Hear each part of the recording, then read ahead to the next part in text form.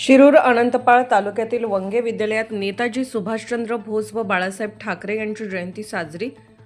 शिरूर अनंतपाळ तालुक्यातील आनंदवाडी येथील संस्कार वर्धिनी पार्वतीबाई वंगे विद्यालयात दिनांक 23 जानेवारी रोजी नेताजी सुभाषचंद्र बोस व हिंदुहृदय सम्राट बाळासाहेब ठाकरे यांची जयंती मोठ्या उत्साहात साजरी करण्यात आली आहे.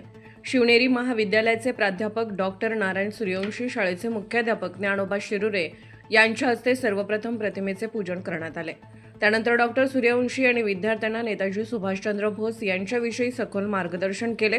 त्यात मोबाईलचा वापर टाळा आणि जास्तीत जास्त पुस्तकाचे वाचन करा, त्यामुळे ज्ञान व आत्मविश्वास वाढतो असे सांगितले.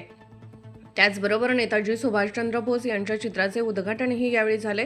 यावेळी कार्यक्रमासाठी प्राध्यापक सोनकांबळे, सहशिक्षक प्रभाकर घाडगे, संदीपान गुरमे, एस.व्ही. सूर्यवंशी, बाळासाहेब बानाटे, संध्याताई कुंटे, लक्ष्मी मानुरवार, जमीर सय्यद यांच्यासह पालक विद्यार्थी उपस्थित होते.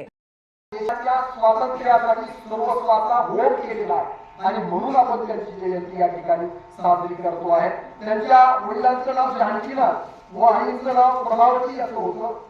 14 अपत्य होती त्याला या पती पत्नीला. आणि हे जे जानकीनाथ आहे ते देशाचे वकील होते.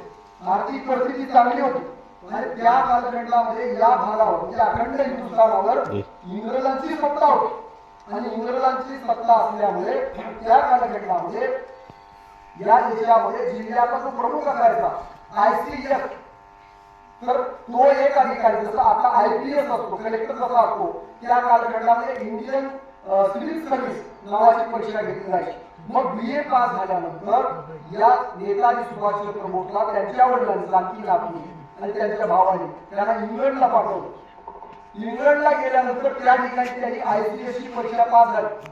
मग तिथेच असताना त्यांच्या सतत लक्षात येत होतं की माझा भारत ब्रिटिशांच्याकडे गुलाम आहे. आता गुलाम काय असतो, गुलामगिरी काय असते जर तुम्हाला सांगायचं झालं तर साधं उदाहरण तुमच्या लक्षात येईल. गावामध्ये देशमुखाचं पाटलाचं वर्चस्व, सामान्य माणसाला तिथे बोलता येत नाही. सामान्य माणूस त्यांच्या